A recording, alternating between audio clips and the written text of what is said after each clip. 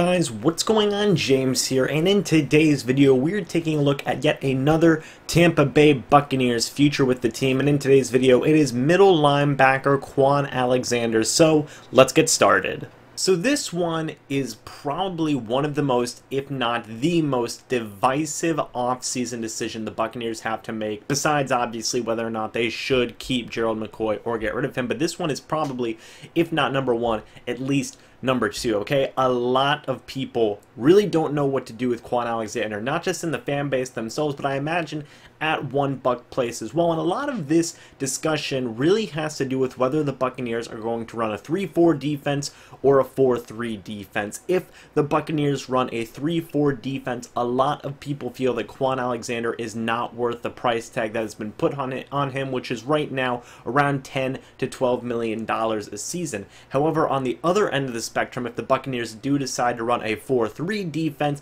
a lot of people justify paying Kwon that much money. So really, this all lies with what side of that coin you sit on, whether or not you feel that the Buccaneers are going to end up running a 3-4 with Todd Bowles and Bruce Arians, or whether or not you feel the Buccaneers are going to run a 4-3 defense with Todd Bowles and Bruce Arians. And me personally, I honestly could not tell you which defense they're going to run. I think that they're probably going to run a little bit more of a hybrid-esque role, and I think regardless, I do feel that Kwon Alexander would have an important role in whichever defense is played, but it still is kind of hard to justify paying him that much money if things do end up being a 3-4 defense. And another thing you have to consider is Kendall Beckwith. Kendall Beckwith is still on this roster, and in some situations he has looked like a better linebacker than Kwon Alexander. So I could also see other arguments for that point as well, and saying, well, if the Buccaneers do end up running a 3-4, yes, you'll just have Lavonte David and Kendall Beckwith as your middle linebackers, and there won't necessarily be a spot for Kwon there.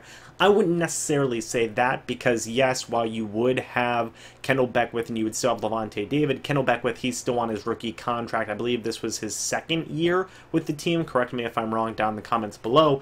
But you still have a couple of years of Kendall Beckwith being on his rookie contract, and that'll give you more time to figure out how good Kendall Beckwith really is. So, you know, I do see arguments for both points, and while it does lie in the matter of whether or not the Buccaneers are going to run a 3-4 defense or a 4-3 defense, I still feel that Kwon Alexander should be on this team regardless of whatever defense the Buccaneers decide to run, simply because of what he brings to this defense as just an overall player and an overall leader. I know I've been pounding the desk talking about these attributes, but they matter for a lot of these guys who are free agents, upcoming free agents on this team right now, okay? Kwon Alexander, a lot of people can't deny that he is really the heart and soul of this defense, okay? He plays with some of the most heart. He's one of the most vocal leaders on this team, and if you lose him, you're losing a really strong locker room leader, all things considered, okay? And his play has been very good as well. Obviously, this past season, he definitely was on and off until he eventually had a torn ACL injury, and even the season before that you could see he was struggling a little bit as well. A lot of that you can chalk up to, you know, I think you can chalk a lot of that up to Mike Smith and how things were running his defense, and the poor communication that was involved in all of that. I feel that when Kwon Alexander was part of a defense that didn't have the terrible communication skills that it had, he was a very good middle linebacker. In fact, he was one of the young rising star middle linebackers of this league. So I feel that now that you get a new staff in, you get a very good coaching staff in, I feel Kwon Alexander is one of those people who could totally benefit with a coaching staff change. Yes, $10 to $12 million. It is a ton. And I mean a ton of money, but that's starting middle linebacker money, and I think all things considered, Kwon Alexander has earned it. Now, much like the Donovan Smith situation, there is the franchise tag option. Tag him for a year, pay him the top middle linebacker money that he does want, and then that'll give you another year to figure out how exactly he gels in this new defense and figure out how to go from there. The problem is that, you know, a lot of people, you know, want to tag Donovan Smith, and a lot of people want to tag Kwon Alexander. You have to tag one or the other, and that's a very, very difficult decision to make if you are the Tampa Bay Buccaneers. Ideally, you would only have to tag one of them. If it's a situation where you have to choose between the one or the other, I could see that being a very difficult decision indeed. Me personally, I would tag Kwon Alexander, but that's just me. Maybe you guys would think of something a little bit differently. Maybe you would rather tag Donovan Smith, but Another thing that I've seen people suggest is, well, just give him a 1-year prove-it deal. He's just coming off an injury and have him prove it.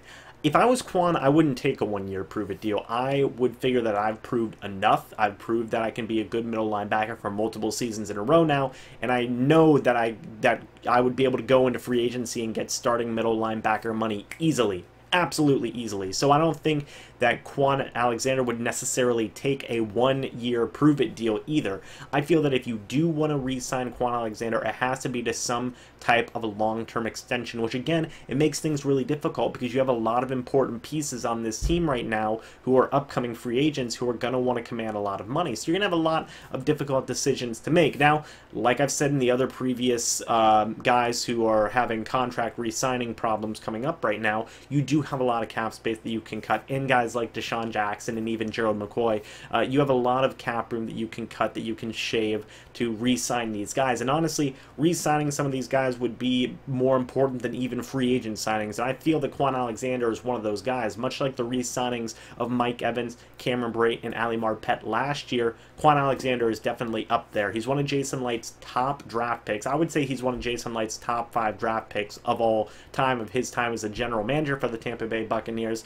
You know, obviously he was the biggest steal Tampa Bay's had in a long time, getting Kwon in the 4th round. So I feel Jason Light is really going to be striving hard to re-sign Kwon Alexander, especially for how much he offers to the team. But guys, that's it for this video. Let me know what you think about all of this down in the comment section below. Do you want the Buccaneers to re-sign Kwon Alexander, or do you feel that the $10 to $12 million price range is a little bit too much and would rather have him walk to free agency? I know in all of these videos so far, I've really kind of argued, and not argued, but I've really kind of sided with re-signing the players.